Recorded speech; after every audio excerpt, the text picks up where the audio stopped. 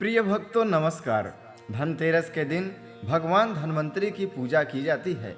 धार्मिक मान्यताओं के अनुसार समुद्र मंथन के समय भगवान धन्वंतरि अमृत का कलश लेकर देवताओं के समक्ष प्रकट हुए थे। कहा जाता है कि धनतेरस के दिन भगवान धन्वंतरि की पूजा करने से घर में धन धान से संबंधित समस्त समस्याएं दूर हो जाती हैं। ऐसे में इस धनतेरस के दिन हम आपको भगवान धन्वंतरि का यह पावन स्तोत्र सुनाने जा रहे हैं। जो कोई मनुष्य श्रद्धा भाव से धनतेरस के दिन भगवान धन्वंतरि का यह पावन स्तोत्र श्रवण करता है, उसके जीवन में कभी भी धन धान की कमी नहीं होती। उसे मान सम्मान पद प्रतिष्ठा सब कुछ प्राप्त होता है। तो चलिए हम भगवान धन्वंतरि का यह स्तोत्र श्रवण करते हैं। नमो नमो विश्वविभाननाय, नमो नमो लोकसुखप्रदाय, नमो नमो विश्वसृजेश्वराय, नमो नमो मुक्तिवरप्रदाय, नमो नमस्तेऽखिललोकपाय, नमो नमस्तेऽखिलकामदाय, नमो नमस्तेऽखिलकारणाय, नमो नमस्तेऽखिलरक्षकाय, नमो नमस्ते सकलार्तिहर्ते, नमो नमस्ते विरुजः प्रकर्त्रे, नमो नमस्तेऽखिलविश्वधर्त्रे, नमो नमस्तेऽखिललोकभर्त्रे। श्रेष्ठं देवचराचरं जगदिदं ब्रह्मा स्वरूपेण ते, सर्वं तत्परिपाल्यते जगदिदं विष्णुस्वरूपेण ते। विश्वं संहितये तदेव निखिलं रुद्रस्वरूपेण ते, संसिच्यामृतशेखरैर्हर महारिष्टं चिरञ्जीवया। यो धन्वन्तरि संयता निगदितः क्षीराभितो नृहृतो, हस्ताभ्यां जनजीवनाय कलशं पीयूषपूर्णं दधात्। आयुर्वेदमरीरचञ्जनरुजां नासाय स त्वं मुदा, संसिच्यामृतशेखरैर्हर महारिष्टं चिरञ्जीवया। स्त्रीरूपं वरभूषणाम्बरधरं त्रैलोक्यसम्मोहनं कृत्वा पाययति स्म यः सुरगणान् पीयूषमत्युत्तमम्। चक्रे दैत्यगणान् सुधाविरहितान् सम्मोह्य स त्वं मुदा, सञ्चित्यामृतशेखरैर्हर महारिष्टं चिरञ्जीवया। चाक्षुषो दधु सम्प्लवा भूवेदपछसाकृते, सिञ्च सिञ्चामृतकणे चिरञ्जीवय जीवय। पृष्ठमन्दरनिर्घूर्ण निद्राक्षकमठाकृते, सिञ्च सिञ्चामृतकणे चिरञ्जीवय जीवय। याञ्चाच्छलबलित्रासमुक्त निर्जर वामन, सिञ्च सिञ्चामृतकणे चिरञ्जीवय जीवय। धरोद्धार हिरण्याक्ष घातक्रोणकृते प्रभो, सिञ्च सिञ्चामृतकणे चिरञ्जीवय जीवय। भक्तत्रासविनाशाक्त चण्डत्वनिहरे विभो, सिञ्च सिञ्चामृतकणे चिरञ्जीवय जीवय। क्षत्रियारण्यसङ्छेद कुठारकरैर्गुण, सिञ्च सिञ्चामृतकणे चिरञ्जीवय जीवय। रक्षो राजप्रतापाब्धि शोषणागुणराघव, सिञ्च सिञ्चामृतकणे चिरञ्जीवय जीवय। भूभारासुरसन्दोह कालाग्नेरुक्मिणीपते, सिञ्च सिञ्चामृतकणे चिरञ्जीवय जीवय। वेदमार्गरता नरः विभ्रान्ते बुद्धरूपघृक, सिञ्च सिञ्चामृतकणे चिरञ्जीवय जीवय। कलिवर्णाश्रमास्पष्ट धर्मध्रे कल्किरूपभाक्, सिञ्च सिञ्चामृतकणे चिरञ्जीवय जीवय।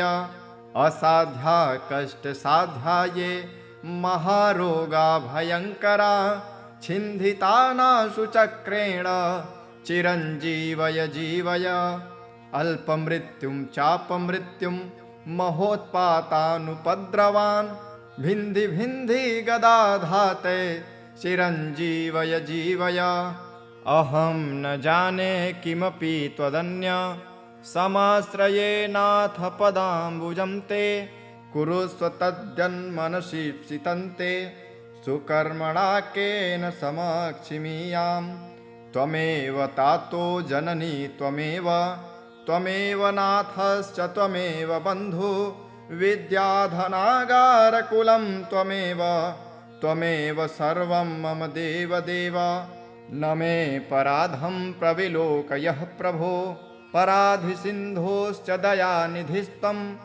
तातेन दुष्टोऽपि सुतः सुरक्षते दयालुतातेव तु सर्वदास्मान् अहः विस्मरन्नाथ न मां सदा करुणया निजया पुरपुरितः भुवि भवान् यदि मे न हि रक्षकः कथमहो मम जीवनमत्र वै दह दह कृपायं त्वं व्याधिजालं विशालं हर हर करवालं चालमृत्यो करालं निजजनपरिपालं त्वां भजे भावयालं कुरु कुरु बहुकालं जीवितं मे सदालं न यत्र धर्माचरणं न जानं व्रतं न योगो न च विष्णुचर्चा न पितृगो विप्रवरामरार्चा स्वल्पयाशुस्त्रजना भवन्ति अथ मन्त्रं क्लीं श्रीं नमो भगवते जनार्दनाय सकलदुरितानि नाशय नाशय श्रौं आरोग्यं कुरु कुरु ह्रीं दीर्घमायुर्देहि देहि स्वाहा फलश्रुतिः अस्य धारणतो जापाद् अल्पमृत्यु प्रशाम्यते गर्भरक्षाकरं स्त्रीणां बालानां जीवनं परं 150 शक्त्या अथवा 25 पुस्तकानां द्विजेभ्यस्तु दद्या दीर्घायुषाप्तये भुर्जपत्रे विलिख्येदं कंठे वा बाहुमूलके सन्धारयेद्गर्भरक्षा बालरक्षा च जायते सर्वरोगा विनश्यन्ति सर्वबाधापशाम्यति कुदृष्टिजं भयं नश्येत् तदा प्रेतादिजं भयं मया कथितमेतत्ते मृतसञ्जीवनं परम् अल्पमृत्योहरं स्तोत्रं मृतवत्सत्त्वनाशनम् नमो नमो विश्वविभाननाय नमो नमो लोकसुखप्रदाय नमो नमो विश्वसृजेश्वराय नमो नमो मुक्तिवरप्रदाय नमो नमस्तेऽखिललोकपाय नमो नमस्तेऽखिलकामदाय नमो नमस्तेऽखिलकारणाय नमो नमस्तेऽखिलरक्षकाय नमो नमस्ते सकलार्तिहर्ते नमो नमस्ते विरुजः प्रकर्त्रे नमो नमस्तेऽखिलविश्वधर्त्रे नमो नमस्तेऽखिललोकभर्त्रे सृष्टं देवचराचरं जगदिदं ब्रह्मस्वरूपेण ते सर्वं तत्परिपाल्यते जगदिदं विष्णुस्वरूपेण ते विश्वं संहितये तदेव निखिलं रुद्रस्वरूपेण ते संसिच्यामृतशेखरैर्हर महारिष्टं चिरञ्जीवय यो धन्वन्तरि संयता निगदिदः क्षीराभितो नृहृतो हस्ताभ्यां जनजीवनाय कलशं पीयूषपूर्णं दधात् आयुर्वेदमरीरचञ्जनरुजां नासाय स त्वं मुदा संसेच्यामृतशेखरैर्हर महारिष्टं चिरञ्जीवय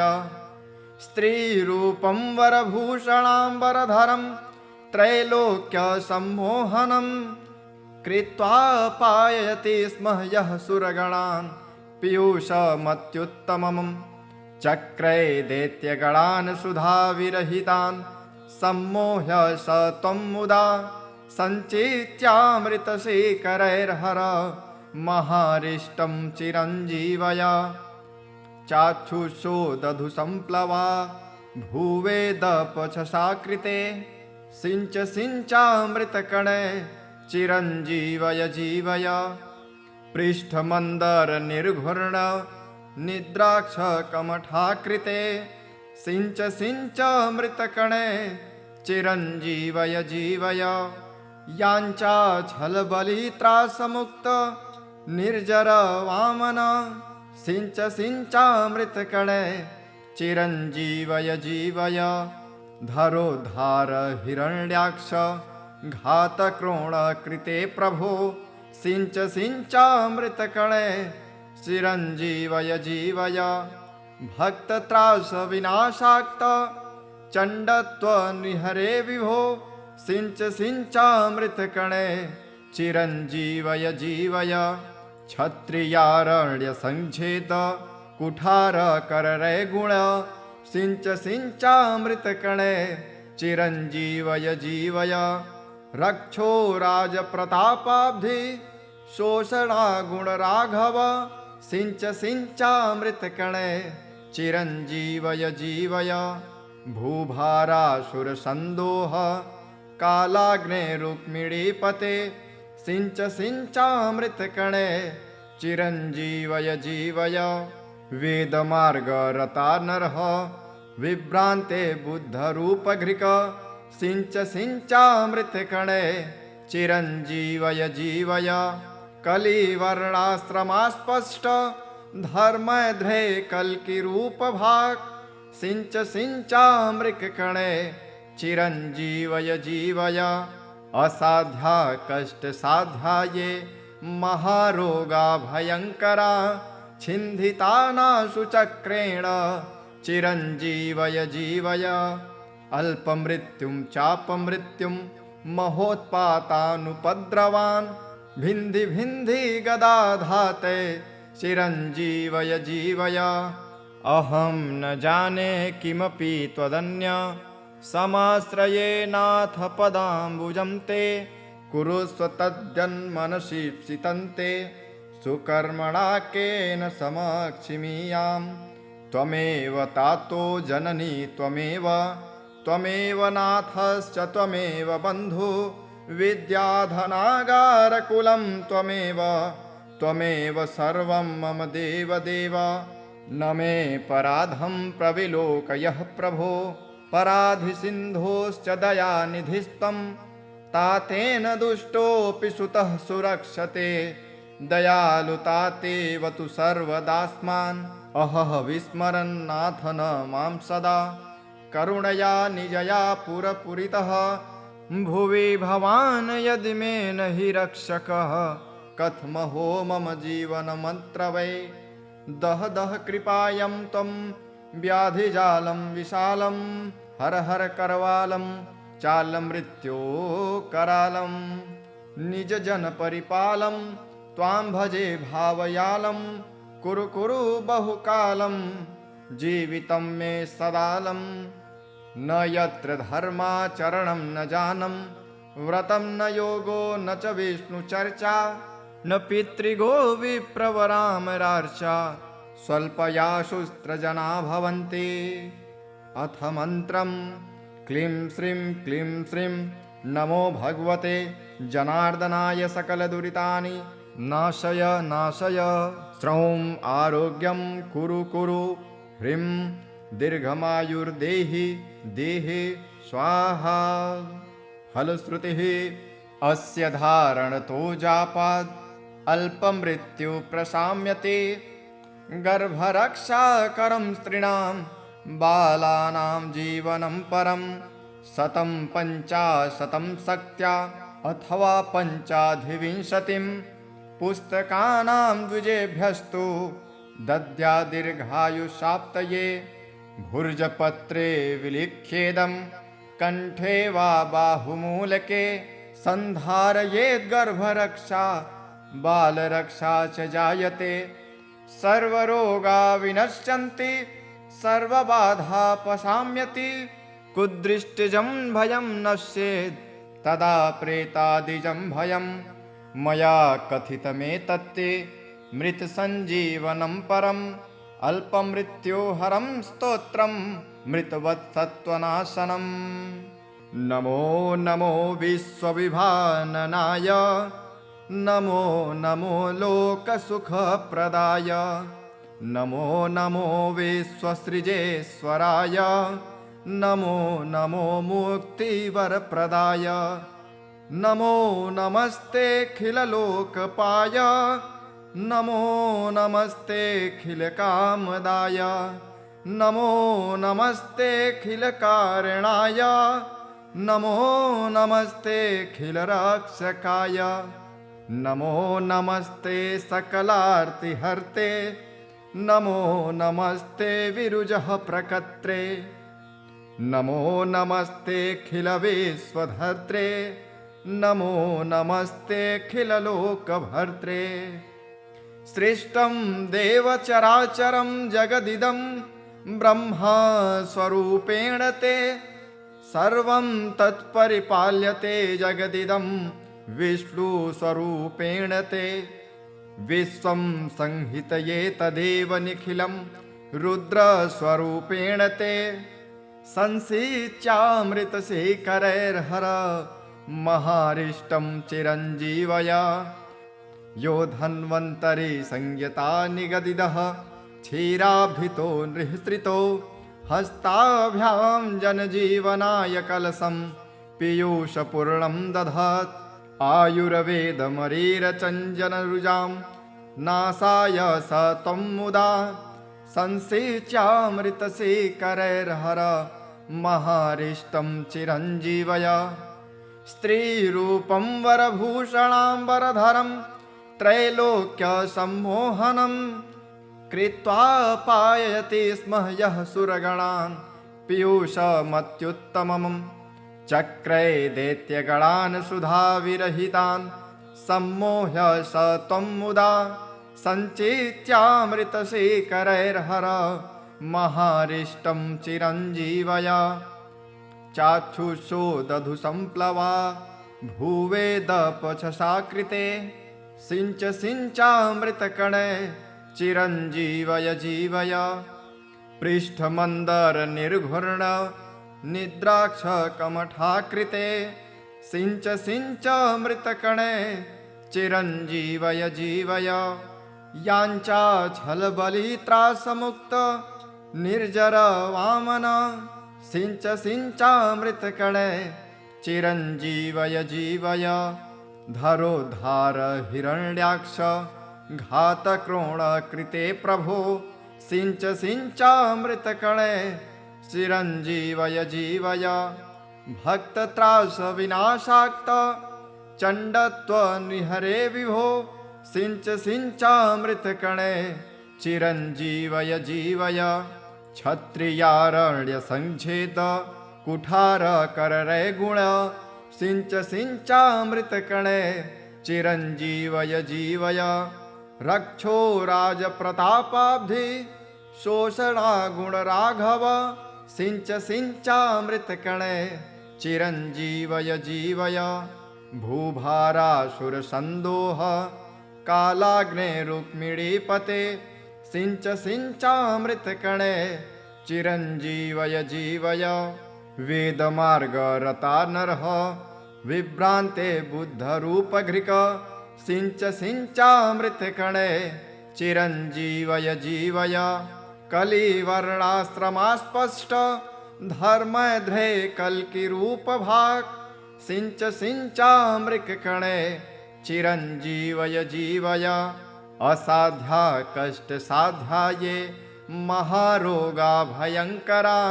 छिन्धितानाशु चक्रेण चिरञ्जीवय जीवय।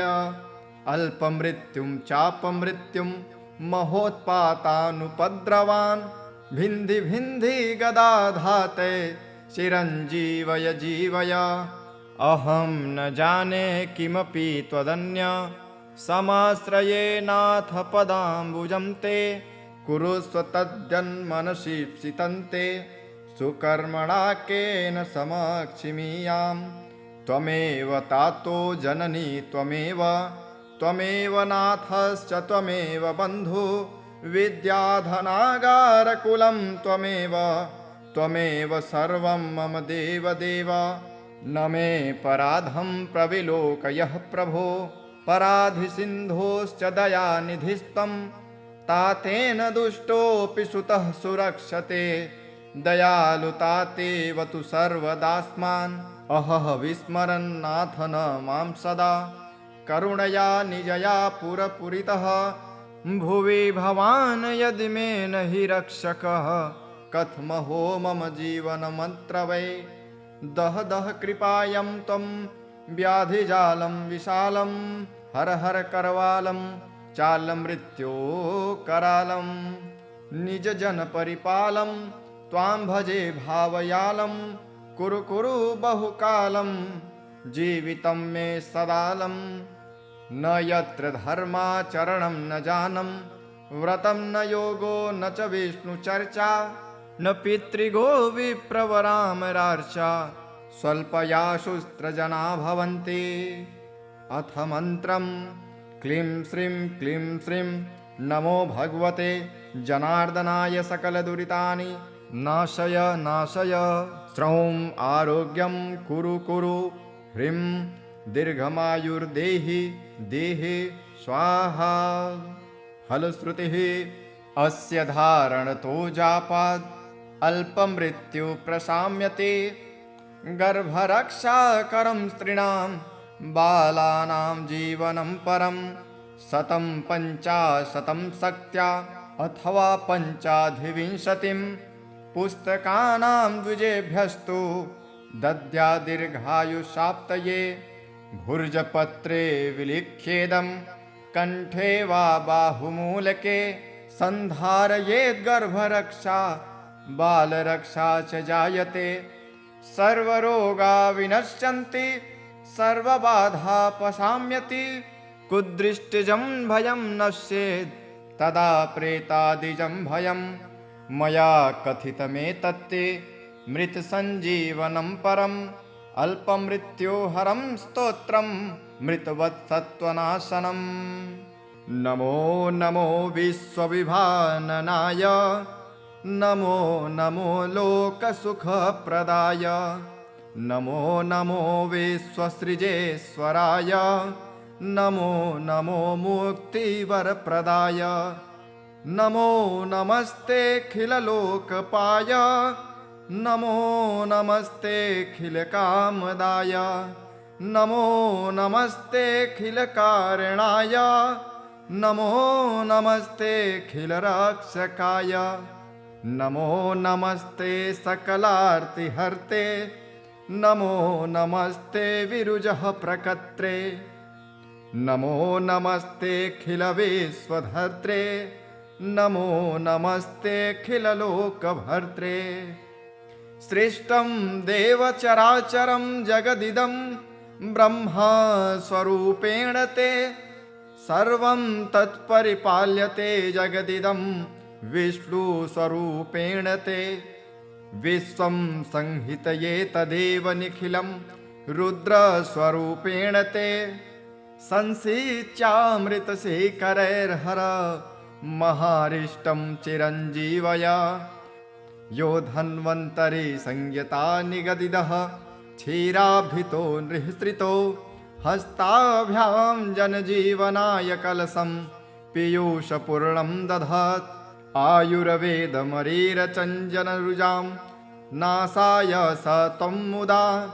संसिच्यामृतशेखरैर्हर महारिष्टं चिरञ्जीवया स्त्रीरूपं वरभूषणाम्बरधरं त्रैलोक्यसम्मोहनं कृत्वा पाययति स्म यः सुरगणान् पीयूषमत्युत्तमम् चक्रे दैत्यगणान् सुधाविरहितान् सम्मोह्य स त्वं मुदा सञ्चित्यामृतशेखरैर्हर महारिष्टं चिरञ्जीवय चाक्षुषो दधु संप्लवा भूवेदपछसा कृते सिञ्च सिञ्चामृतकणे चिरञ्जीवय जीवय पृष्ठमन्दर निर्घूर्ण निद्राक्ष कमठाकृते सिञ्च सिञ्चामृतकणे चिरञ्जीवय जीवय याञ्चा छलबलित्रासमुक्त निर्जर वामन सिञ्च सिञ्चामृतकणे चिरञ्जीवय जीवय धरोद्धार हिरण्याक्ष घातक्रोणकृते प्रभो सिञ्च सिञ्चामृतकणे चिरञ्जीवय जीवय भक्तत्रासविनाशाक्त चण्डत्वनिहरे विभो सिञ्च सिञ्चामृतकणे चिरञ्जीवय जीवय क्षत्रियारण्यसङ्छेद कुठारकररे गुण सिञ्च सिञ्चामृतकणे चिरञ्जीवय जीवय रक्षो राजप्रतापाब्धि शोषणागुणराघव सिञ्च सिञ्चामृतकणे चिरञ्जीवय जीवय भूभारासुरसन्दोह कालाग्ने रुक्मिणीपते सिञ्च सिञ्चामृतकणे चिरञ्जीवय जीवय वेदमार्गरता नरः विभ्रान्ते बुद्धरूपघृक सिञ्च सिञ्चामृतकणे चिरञ्जीवय जीवय कलिवर्णाश्रमास्पष्ट धर्मध्रे कल्किरूपभाक् सिञ्च सिञ्चामृतकणे चिरञ्जीवय जीवय असाध्या कष्टसाध्याये महारोगा भयङ्करा छिन्दितानाशु चक्रेण चिरञ्जीवय जीवय अल्पमृत्युं चापमृत्युं महोत्पातानुपद्रवान् भिन्धि भिन्धि गदाधाते चिरञ्जीवय जीवय अहं न जाने किमपि त्वदन्य समाश्रयेनाथ पदाम्बुजं ते कुरुस्व तद्यन्मनसि सितन्ते सुकर्मणा केन समक्षिमीयाम् त्वमेव तातो जननी त्वमेव नाथश्च त्वमेव बन्धु विद्याधनागारकुलं त्वमेव सर्वं मम देवदेव न मे पराधं प्रविलोकयः प्रभो पराधिसिन्धोश्च दयानिधिस्तं तातेन दुष्टोऽपि सुतः सुरक्षते दयालुतातेव तु सर्वदास्मान् अहः विस्मरन्नाथ न मां सदा करुणया निजया पुरपुरितः भुवि भवान् यदि मे न हि रक्षकः कथमहो मम जीवनमन्त्रवै दह दह कृपायं त्वं व्याधिजालं विशालं हर हर करवालं चालमृत्यो करालं निजजनपरिपालं त्वां भजे भावयालं कुरु कुरु बहुकालं जीवितं मे सदालं न यत्र धर्माचरणं न जानम व्रतं न योगो न च विष्णुचर्चा न पितृगो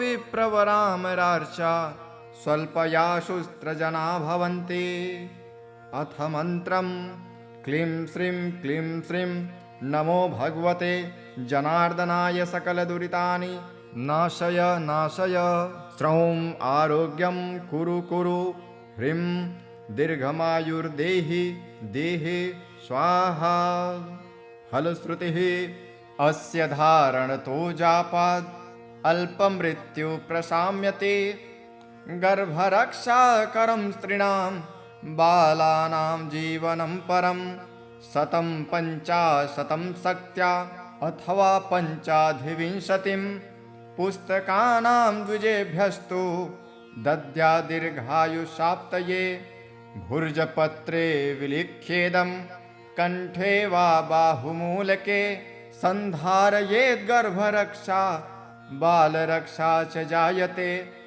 सर्वरोगा विनश्यन्ति सर्वबाधा पशाम्यति कुदृष्टिजं भयं नश्येत् तदा प्रेतादिजं भयं मया कथितमेतत्ते मृतसञ्जीवनं परम् अल्पमृत्योहरं स्तोत्रं मृतवत्सत्त्वनाशनम्। नमो नमो विश्वविभाननाय नमो नमो लोकसुखप्रदाय नमो नमो विश्वसृजेश्वराय नमो नमो मुक्तिवरप्रदाय नमो नमस्तेऽखिललोकपाय नमो नमस्तेऽखिलकामदाय नमो नमस्तेऽखिलकारणाय नमो नमस्तेऽखिलरक्षकाय नमो नमस्ते सकलार्तिहर्ते नमो नमस्ते विरुजः प्रकर्त्रे नमो नमस्तेऽखिलविश्वधर्त्रे नमो नमस्तेऽखिललोकभर्त्रे। सृष्टं देवचराचरं जगदिदं ब्रह्मस्वरूपेण ते सर्वं तत्परिपाल्यते जगदिदं विष्णुस्वरूपेण ते विश्वं संहितये तदेव निखिलं रुद्रस्वरूपेण ते संसिच्यामृतशेखरैर्हर महारिष्टं चिरञ्जीवया यो धन्वन्तरि संयता निगदितः क्षीराभितो निःसृतो हस्ताभ्यां जनजीवनाय कलशं पीयूषपूर्णं दधात् आयुर्वेदमरीरचञ्जनरुजां नासाय स त्वं मुदा संसेच्यामृतशेखरैर्हर महारिष्टं चिरञ्जीवय। स्त्रीरूपं वरभूषणाम्बरधरं त्रैलोक्यसम्मोहनं कृत्वा पाययति स्म यः सुरगणान् पीयूषमत्युत्तमम् चक्रे दैत्यगणान् सुधाविरहितान् सम्मोह्य स त्वं मुदा सञ्चेत्यामृतशेखरैर्हर महारिष्टं चिरञ्जीवय। चाक्षुषो दधु सम्प्लवा भूवेदपछसाकृते सिञ्च सिञ्चामृतकणे चिरञ्जीवय जीवय। पृष्ठमन्दरनिर्घूर्ण निद्राक्षकमठाकृते सिञ्च सिञ्चामृतकणे चिरञ्जीवय जीवय। याञ्चाच्छलबलित्रासमुक्त निर्जर वामन सिञ्च सिञ्चामृतकणे चिरञ्जीवय जीवय। धरोद्धार हिरण्याक्ष घातक्रोणकृते प्रभो सिञ्च सिञ्चामृतकणे चिरञ्जीवय जीवय। भक्तत्रासविनाशाक्त चण्डत्वनिहरे विभो सिञ्च सिञ्चामृतकणे चिरञ्जीवय जीवय। क्षत्रियारण्यसङ्क्षेद कुठारकररे गुण सिञ्च सिञ्चामृतकणे चिरञ्जीवय जीवय। रक्षो राजप्रतापाब्धि शोषणागुणराघव सिञ्च सिञ्चामृतकणे चिरञ्जीवय जीवय। भूभारासुरसन्दोह कालाग्नेरुक्मिणीपते सिञ्च सिञ्चामृतकणे चिरञ्जीवय जीवय। वेदमार्गरता नरः विभ्रान्ते बुद्धरूपघृक सिञ्च सिञ्चामृतकणे चिरञ्जीवय जीवय। कलिवर्णाश्रमास्पष्ट धर्मध्रे कल्किरूपभाक् सिञ्च सिञ्चामृतकणे चिरञ्जीवय जीवय। असाध्या कष्टसाध्याये महारोगा भयङ्करा छिन्धितानाशु चक्रेण चिरञ्जीवय जीवय। अल्पमृत्युं चापमृत्युं महोत्पातानुपद्रवान् भिन्धि भिन्धि गदाधाते चिरञ्जीवय जीवय। अहं न जाने किमपि त्वदन्य समाश्रये नाथ पदाम्बुजं ते कुरुस्व तद्यन्मनसि सितन्ते सुकर्मणा केन समक्षिमीयां त्वमेव तातो जननी त्वमेव त्वमेव नाथश्च त्वमेव बन्धु विद्याधनागारकुलं त्वमेव त्वमेव सर्वं मम देवदेव न मे पराधं प्रविलोकयः प्रभो पराधिसिन्धोश्च दयानिधिस्त्वं तातेन दुष्टोऽपि सुतः सुरक्षते दयालुतातेव तु सर्वदास्मान् अहः विस्मरन्नाथ न मां सदा करुणया निजया पुरपुरितः भुवि भवान् यदि मे न हि रक्षकः कथमहो मम जीवनमत्र वै दह दह कृपायं त्वं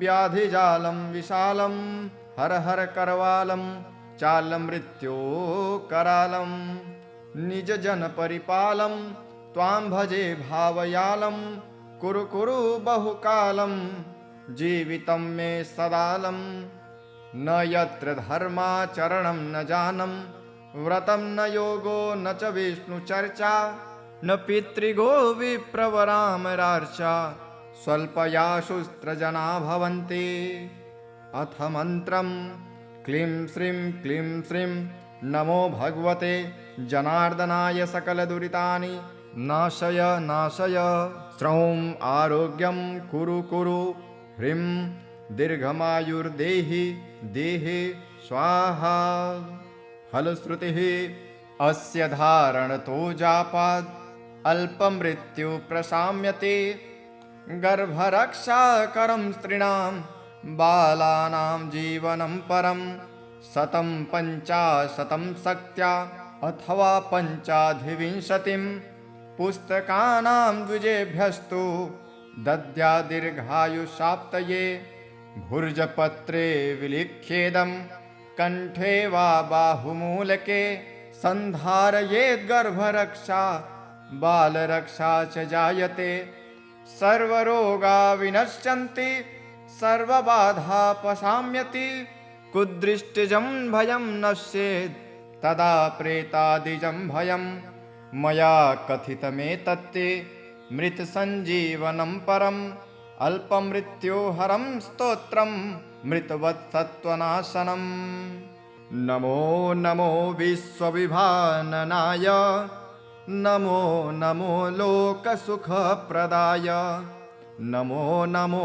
विश्वसृजेश्वराय नमो नमो मुक्तिवरप्रदाय नमो नमस्तेऽखिललोकपाय नमो नमस्तेऽखिलकामदाय नमो नमस्तेऽखिलकारणाय नमो नमस्तेऽखिलरक्षकाय नमो नमस्ते सकलार्तिहर्ते नमो नमस्ते विरुजः प्रकर्त्रे नमो नमस्तेऽखिलविश्वधर्त्रे नमो नमस्तेऽखिललोकभर्त्रे सृष्टं देवचराचरं जगदिदं ब्रह्मस्वरूपेण ते सर्वं तत्परिपाल्यते जगदिदं विष्णुस्वरूपेण ते विश्वं संहितये तदेव निखिलं रुद्रस्वरूपेण ते संसिच्यामृतशेखरैर्हर महारिष्टं चिरञ्जीवय यो धन्वन्तरि संयता निगदितः क्षीराभितो नृहृतो हस्ताभ्यां जनजीवनाय कलशं पीयूषपूर्णं दधात् आयुर्वेदमरीरचञ्जनरुजां नासाय स त्वं मुदा संसेच्यामृतशेखरैर्हर महारिष्टं चिरञ्जीवय स्त्रीरूपं वरभूषणाम्बरधरं त्रैलोक्यसम्मोहनं कृत्वा पाययति स्म यः सुरगणान् पीयूषमत्युत्तमम् चक्रे दैत्यगणान् सुधाविरहितान् सम्मोह्य स त्वं मुदा सञ्चेत्यामृतशेखरैर्हर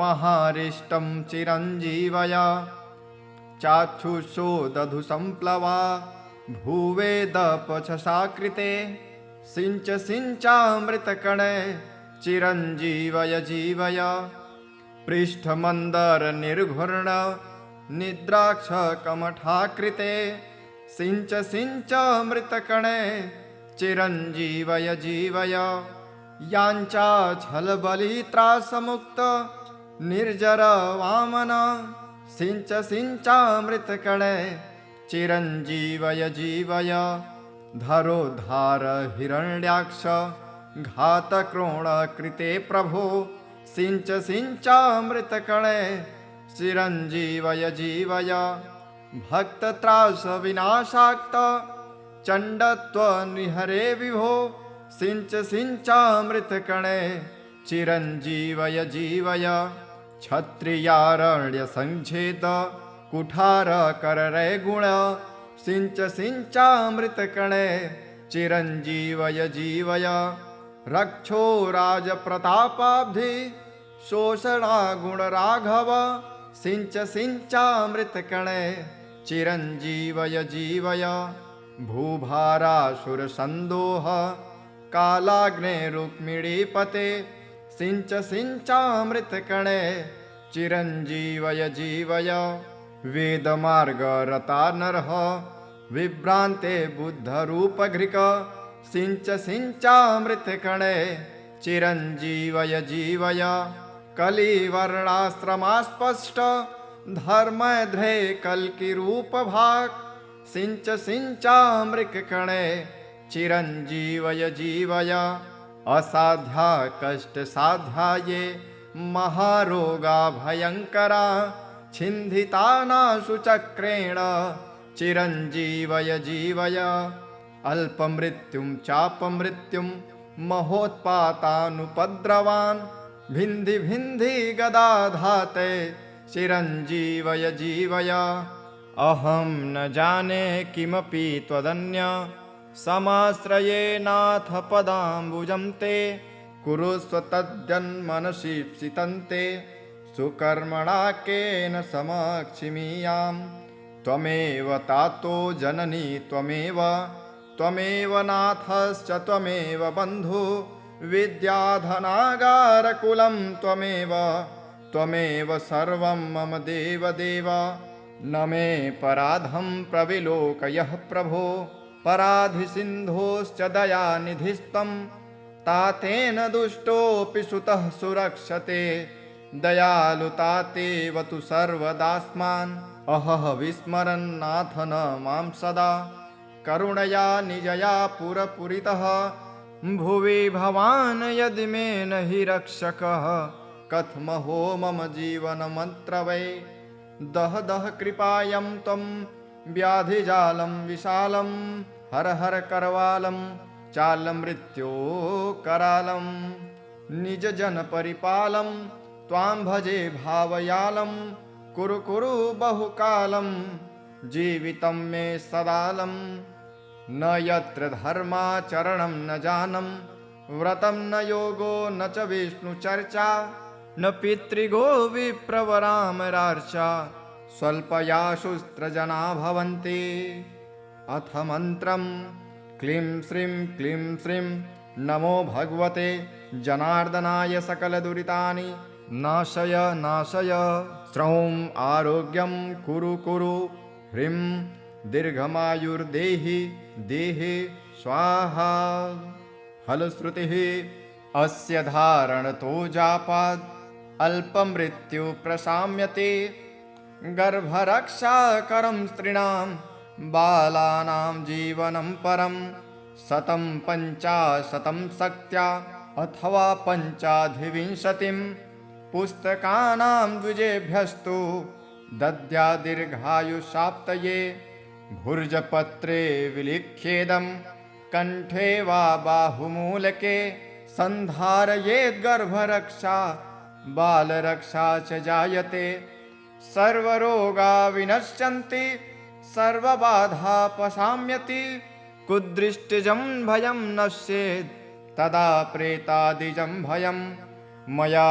कथितमेतत्ते मृतसञ्जीवनं परम् अल्पमृत्योहरं स्तोत्रं मृतवत्सत्त्वनाशनम् नमो नमो विश्वविभाननाय नमो नमो लोकसुखप्रदाय नमो नमो विश्वसृजेश्वराय नमो नमो मुक्तिवरप्रदाय नमो नमस्तेऽखिललोकपाय नमो नमस्तेऽखिलकामदाय नमो नमस्तेऽखिलकारणाय नमो नमस्तेऽखिलरक्षकाय नमो नमस्ते सकलार्तिहर्ते नमो नमस्ते विरुजः प्रकर्त्रे नमो नमस्तेऽखिलविश्वधर्त्रे नमो नमस्तेऽखिललोकभर्त्रे सृष्टं देवचराचरं जगदिदं ब्रह्मस्वरूपेण ते सर्वं तत्परिपाल्यते जगदिदं विष्णुस्वरूपेण ते विश्वं संहितये तदेव निखिलं रुद्रस्वरूपेण ते संसिच्यामृतशेखरैर्हर महारिष्टं चिरञ्जीवय यो धन्वन्तरि संयता निगदिदः क्षीराभितो नृहृतो हस्ताभ्यां जनजीवनाय कलशं पीयूषपूर्णं दधात् आयुर्वेदमरीरचञ्जनरुजां नासाय स त्वं मुदा संसिच्यामृतशेखरैर्हर महारिष्टं चिरञ्जीवय स्त्रीरूपं वरभूषणाम्बरधरं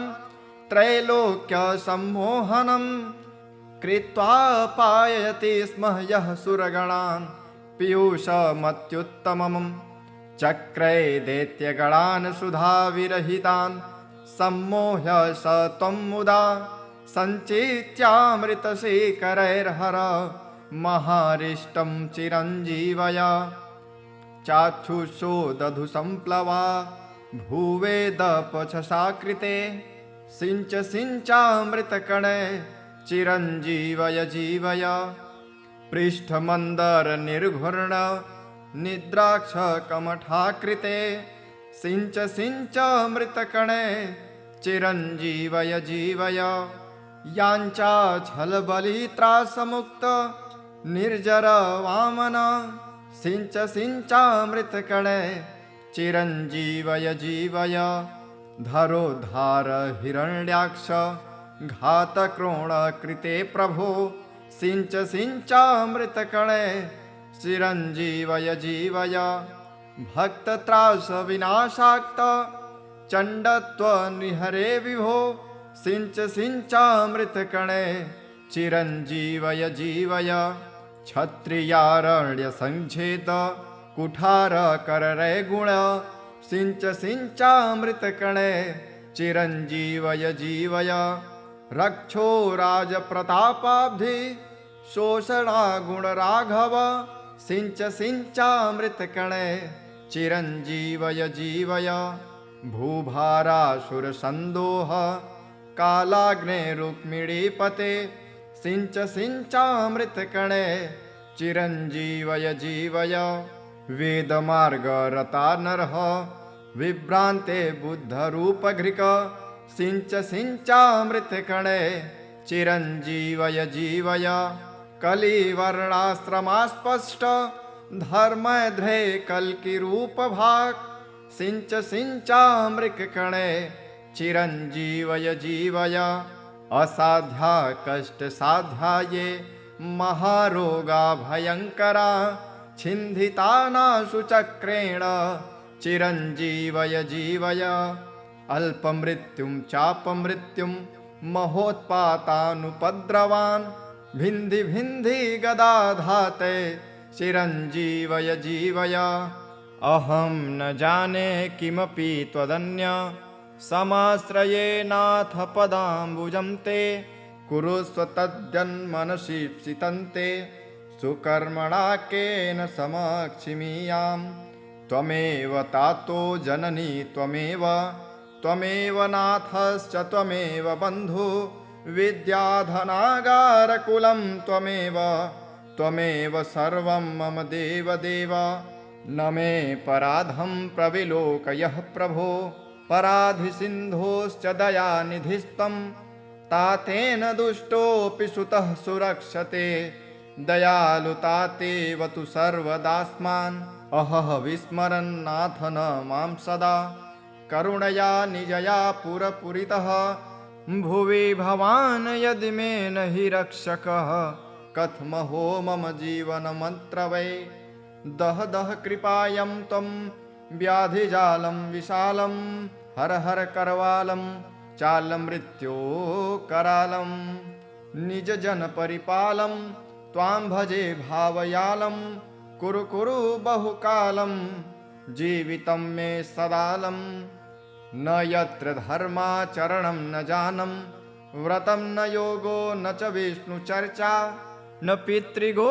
विप्रवरामरार्चा स्वल्पया शुस्त्रजना भवन्ति अथ मन्त्रं क्लीं श्रीं नमो भगवते जनार्दनाय सकलदुरितानि नाशय नाशय श्रौं आरोग्यं कुरु कुरु ह्रीं दीर्घमायुर्देहि देहे स्वाहा फलश्रुतिः अस्य धारणतो जापाद् अल्पमृत्यु प्रशाम्यते गर्भरक्षाकरं स्त्रीणां बालानां जीवनं परं 150 शक्त्या अथवा 25 पुस्तकानां द्विजेभ्यस्तु दद्या दीर्घायुषाप्तये भुर्जपत्रे विलिख्येदं कंठे वा बाहुमूलके सन्धारयेद्गर्भरक्षा बालरक्षा च जायते सर्वरोगा विनश्यन्ति सर्वबाधापशाम्यति कुदृष्टिजं भयं नश्येत् तदा प्रेतादिजं भयं मया कथितमेतत्ते मृतसञ्जीवनं परम् अल्पमृत्योहरं स्तोत्रं मृतवत्सत्त्वनाशनम् नमो नमो विश्वविभाननाय नमो नमो लोकसुखप्रदाय नमो नमो विश्वसृजेश्वराय नमो नमो मुक्तिवरप्रदाय नमो नमस्तेऽखिललोकपाय नमो नमस्तेऽखिलकामदाय नमो नमस्तेऽखिलकारणाय नमो नमस्तेऽखिलरक्षकाय नमो नमस्ते सकलार्तिहर्ते नमो नमस्ते विरुजः प्रकर्त्रे नमो नमस्तेऽखिलविश्वधर्त्रे नमो नमस्तेऽखिललोकभर्त्रे सृष्टं देवचराचरं जगदिदं ब्रह्मस्वरूपेण ते सर्वं तत्परिपाल्यते जगदिदं विष्णुस्वरूपेण ते विश्वं संहितये तदेव निखिलं रुद्रस्वरूपेण ते संसिच्यामृतशेखरैर्हर महारिष्टं चिरञ्जीवया यो धन्वन्तरि संयता निगदिदः क्षीराभितो नृहृतो हस्ताभ्यां जनजीवनाय कलशं पीयूषपूर्णं दधात् आयुर्वेदमरीरचञ्जनरुजां नासाय स त्वं मुदा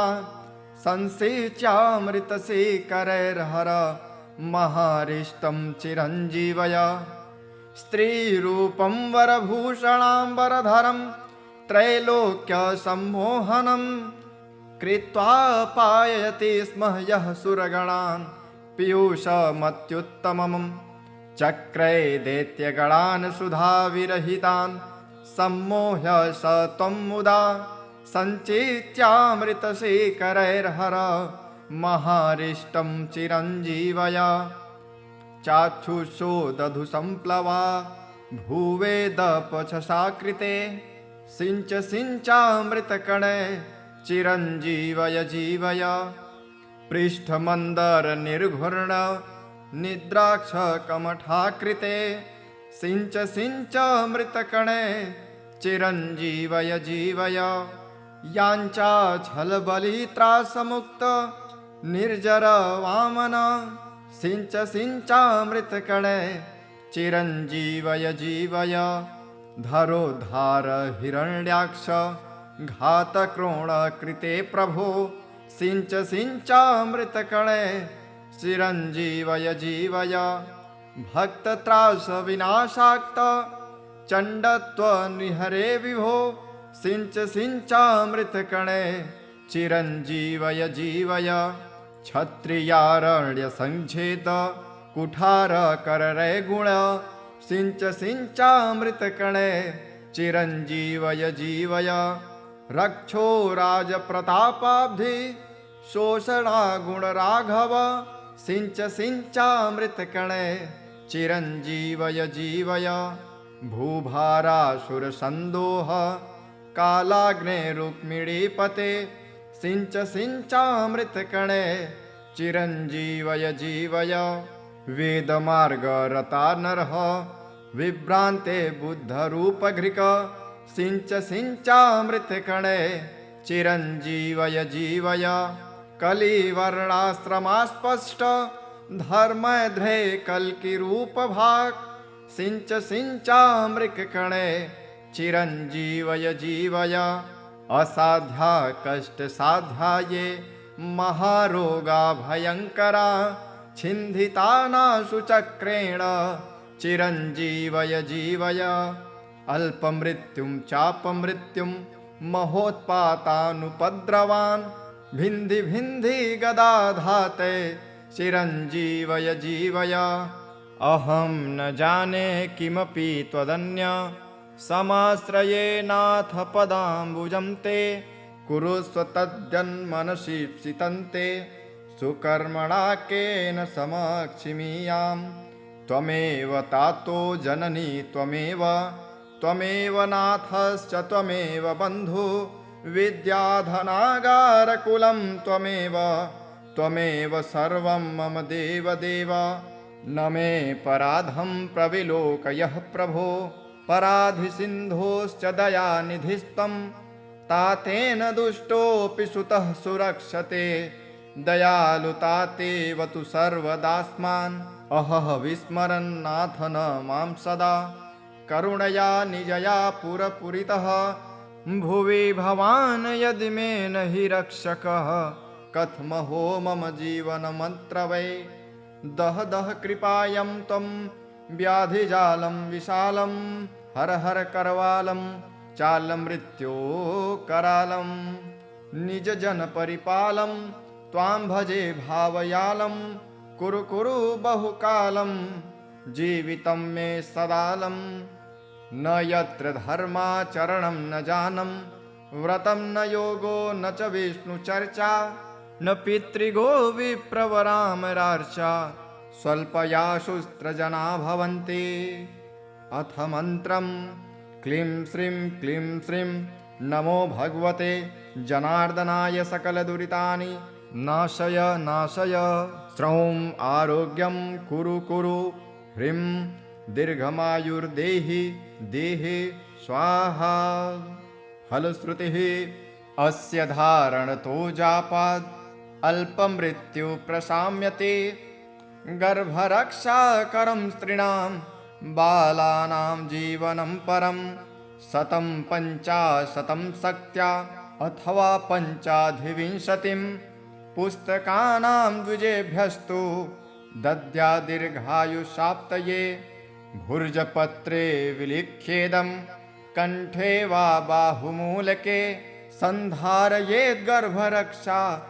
बालरक्षा च जायते सर्वरोगा विनश्यन्ति सर्वबाधा पशाम्यति कुदृष्टिजं भयं नश्येत् तदा प्रेतादिजं भयं मया कथितमेतत्ते मृतसञ्जीवनं परम् अल्पमृत्योहरं स्तोत्रं मृतवत्सत्त्वनाशनम् इति सुदर्शनसंहितोक्तम् अमृतसञ्जीवन धन्वन्तरि स्तोत्रम्।